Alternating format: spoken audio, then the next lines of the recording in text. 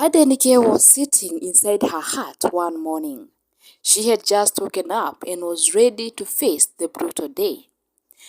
She had been the breadwinner ever since her husband abandoned her and her 5 children. She was about to leave when she heard a knock at her door. Who could that be? She wondered, since she was now used to live alone, since no one in the village wanted to deal with her. Before she could open the door, the bang increased. It sounded like the person was not having good intentions. Adenike, filled with fear, opened the door. What she saw left her dumbfounded. It was the village elders. These people could only come to someone's home to bring bad news on someone's death or to warn someone on bad deeds they had been doing. Oh my goodness. Could they have found out what I've been doing to earn a living? She quietly thought to herself. Good morning, ma. The elders greeted her. Out of confusion and fear, Adenike replied. Good evening, my elders. The elders looked at each other, wondering what would be wrong with her. Adenike stood on the doorway. She didn't want to let them in her house, because if they came in to one, they would get more evidence about what she had been doing. I was about to leave. I am sorry. I might not be able to welcome you in my house, she said. Are you chasing us away? The elders responded. Adenike became defensive and asked them what they wanted and what they came to tell her. Young woman, you are very rude. Anyway, your husband has been found stealing in the neighboring village.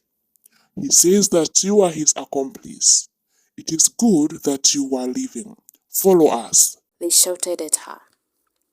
Adenike tried to resist, but they used force to drag her with them.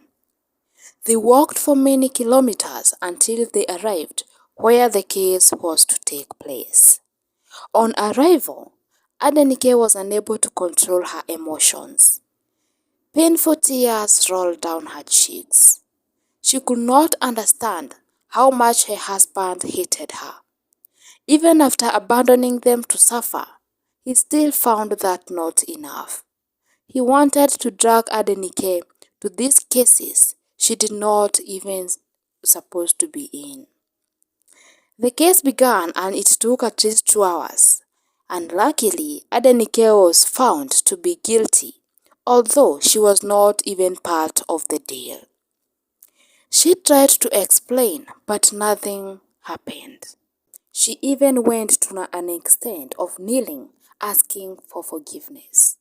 But after all, she was given a fine to pay for 2 cows and 5 goats. Poor Adenike cried bitterly all the way until she reached home. Was she to provide to her children, or to pay for something she had not done? Her children saw their mother cry, but they did not know what had happened. They consoled her, and at least she was able to cool down. She now could only afford 1 meal for her family, since she was saving to pay off the fine. They only had supper, no breakfast and no lunch. With time, her children were unable to attend school due to hunger that they faced. The little 2-year-old Bola cried all day long for food, but there was nothing. She too had to wait until evening. Their clothes had now started getting torn, and they had nothing to change into. Life was very hard for them. After long work hours and sleepless nights, Adenike raised the fine and paid it off. She was now free. Happiness filled her heart, for now she knew she was back on her feet. She swore that she had to take a revenge on her husband. How could he do all that damage to her and her children and still walk free? How?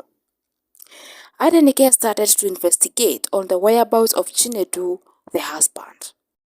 The worst was to land on him. Luckily, she found out where he lived and what he did for a living.